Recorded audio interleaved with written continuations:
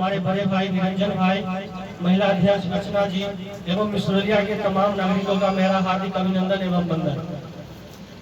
आप जिस बैनर तले आज बैठे हुए हैं वो जन स्वराज का बैनर है और इसका एक उद्देश्य है सही लोग प्रयास। आप इस बात पे गौर कीजिएगा, लोग हो सकता है कहने में कहेंगे सही लोग, सही सोच और सामूहिक प्रयास कैसे। हमारे क्षेत्र के एक बहुचर्चित समाज सेवी हैं जो लगातार सक्रिय रहे हैं, जिनसे हम लोग भी दलगत भावना से ऊपर उठ के उनसे प्रभावित रहे हैं और उनको अपने नेता के रूप में देखते रहे हैं। लेकिन पैसे और जाति के राजनीति के इस दौर में उनको अन्य कई जगह वो सम्मान नहीं मिल पाया जिसके वो वास्तव में हकदार थे, और उनका नाम तूफान चौधरी है जो आज हमारे बीच इस जन स्वराज के बैनर तले उपस्थित है। ये हुआ सही लोग की व्यवस्था। सही सोच क्या होता है? सही सोच ये है, एक युवा, हमारे जैसा युवा, पहले हम अपना परिचय दे दें। मेरा नाम प्रभात प्रसून है, मैं बेलसटी तारा पंचायत का मुखिया हूँ। मैं जब मुखिया में निर्वाचित हुआ था उस समय मेरी उम्र 26 साल थी, और मुखिया में जब मैं जीता था तो वोट का प्रतिशत मेरा 59% था, जो जिले में सबसे अधिक था। इसका मतलब है इसी उम्र में मैंने अपने लोगों के साथ सही सामंजस्य बैठाया था। इसके बावजूद मैं एक अपना अलग परिचय दे दूं, आपके प्रखंड ही नहीं, बिहार के बहुत कम ऐसे पंचायत है जहां एक ही परिवार के लोग आज तक मुखिया बनते आए हैं, और मैं उस परिवार का शहीद गिरीश राय का भतीजा स्वर्गीय राजेश राय का बेटा हूँ। ये सही सोच की एक व्यवस्था है, जो ऐसे सोच रखने वाले जो समाज में घुसखोरी, दलाली, इन चीजों से दूर रखते हैं, समाज सेवा को अपना कर्तव्य मानते हैं, वैसे लोग इस बैनर से आके जुड़ रहे हैं। और सामूहिक प्रयास, जब हमारे जैसे युवा और तूफान चौधरी जैसे गार्जियन एक साथ मिल जाएंगे तो सामूहिक प्रयास एक अच्छी फतह और अच्छी व्यवस्था निश्चित रूप से आएगी। साथियों, कुछ लोग आपको आगे कह सकते हैं, जो प्रशांत किशोर कहते हैं जनता का राज, जन स्वराज कैसे, ये हम आपको यूं समझा देते हैं। हर सरकार आपको कहती है हम अच्छे दिन लाएंगे, जनता का लाएंगे, सुशासन लाएंगे, लेकिन उसमें अंतर क्या होता है? वहाँ पे जो जैसे जदयू की सरकार कहती है सुशासन लाएंगे, तो सुशासन प्रशासनिक कड़ी से नहीं बनती है, आम जनों की सुविधा से सुशासन बनती है। आज सुशासन का क्या स्थिति है आप और हम देख रहे हैं। ब्लॉक में अभी इंदिरा आवास मिलने वाला है अगले माह से, और मुखिया न होने के नाते हम निश्चित रूप से कहते हैं, चाहे वो विधायक जी का पंचायत हो या जदयू के मुखिया का हो, भाजपा के मुखिया का हो या किसी जन स्वराजी मुखिया का, हर मुखिया में इंदिरा आवास लागू को 5000 घूस देना ही पड़ेगा।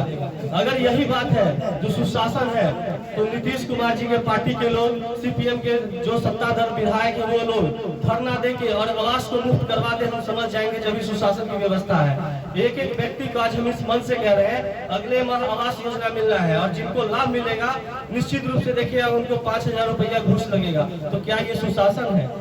दूसरी बात है अच्छी व्यवस्था। अभी शौचालय प्रोत्साहन राशि में बिना नजराना दिए आपका शौचालय नहीं मिलता है। अस्पताल में जाते हैं, थाना में जाते हैं, तो बावजूद कि आप सच्चे हैं और सही हैं, बिना वहाँ पैसे दिए आपका काम नहीं होता है। तो प्रशांत जी ये काम करने के लिए नहीं आए। अगर काम करना होता तो जिस व्यक्ति के एक आह्वान पे बड़े बड़े डॉक्टर, बड़े आईएएस, आईपीएस अपना नौकरी छोड़ के इनके दल से जुड़े हैं, तो क्या वैसे व्यक्ति के फोन पे कोई आईएएस, आईपीएस अपना काम नहीं करता? लेकिन वो साफ कहते हैं, मैं अपने फोन से आपको इंदिरा आवास नहीं दिलवाऊंगा, मैं अपने फोन से आपको शौचालय नहीं दिलवाऊंगा, मैं ऐसी व्यवस्था लाऊंगा जहां पे आप सोचिएगा जो इंदिरा आवास और शौचालय की लाइन में लगने से अच्छा है जो हम अपना रोजगार और अपने शिक्षा पर ध्यान दें।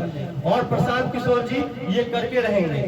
दोस्तों, आपको और हमको चूंकि समय कम है तो मैं थोड़ी देर में अपनी बात खत्म करूंगा। आपको और हमको पहले से सत्ता पे काबिज लोग कहेंगे कि जदयू और भाजपा को। प्रशांत किशोर जी जब पदयात्रा किए थे तो उनकी ये इच्छा नहीं थी जो हम राजनीति में सक्रिय हो या हम अपना विधायक उम्मीदवार दें। उनकी बस एक इच्छा थी जो हम पदयात्रा करके जन चेतना को जागरूक करें। और जब वो आपके बीच आए होंगे तो सुने होंगे, उन्होंने कहा था हम आपसे वोट मांगने नहीं आए हैं, हम आपसे कुछ लेने नहीं आए हैं, मेरे पास सब कुछ है। और ये सच्चाई है। आज चाहे नरेंद्र मोदी जी की सरकार हो या जदयू की सरकार हो, इनको सत्ता में स्थापित करने वाले प्रशांत किशोर जी और उनकी टीम का राय और मेहनत था। वो जहां से चाहते, जिस उम्मीदवार को चाहते 5-10 सीट लेके और अपना एक मंत्रालय लेते, लेकिन वो आपके पास आए ये स्लोगन लेके जो आप अगली बार वोट जन स्वराज को नहीं दीजिए, राजद को नहीं दीजिए, भाजपा को नहीं दीजिए, लेकिन जिसको दीजिए उसको शिक्षा और रोजगार के बात में दीजिए। उनके पद यात्रा के बाद एक दौर आया लोकसभा चुनाव का। उस चुनाव में हमने और आपने देखा जो चुनाव का दौर क्षेत्रीय और बाहरी का बना, उसके बाद जाति का बना, उसके बाद धर्म का बना, फिर हिंदू मुस्लिम का बना, फिर राम मंदिर का बना और इसी पे वोट होके रह गया। फिर प्रशांत किशोर जी ने महसूस किया और अपने जिला की कमेटी से अपने साथियों से सलाह लिया जो ऐसा क्यों हुआ, लोगों ने शिक्षा पे और रोजगार पे वोट क्यों नहीं दिया। तो लोगों ने उनको बताया लोगों के पास ऑप्शन नहीं है, भाजपा के डर से राजद को वोट देते हैं, राजद के डर से भाजपा को देते हैं। एक तीसरा मोर्चा आएगा तो लोग बोलेंगे नहीं लेकिन वोट देंगे। और ये इसलिए होगा क्योंकि पंचायत चुनाव में ऐसा होता है, लोग बोलते किसी को है वोट किसी और को देते हैं जो उनको सही लगता है। और इसलिए जन सुराज आज आपके बीच में 2 अक्टूबर के बाद एक दल के रूप में आएगी। मैं 4 लाइनें जो मैंने बीती रात लिखी है मैं आपको बोलूंगा, अगर आपको अच्छा लगे तो आप ताली से स्वागत कीजिएगा।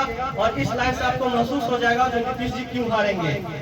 सुशासन वाले बाबू को, सुशासन वाले बाबू को शराबबंदी का ऐलान लेके डूबेगी, शराबबंदी से बचेंगे तो महिलाओं पे दिए बयान लेके डूबेगी।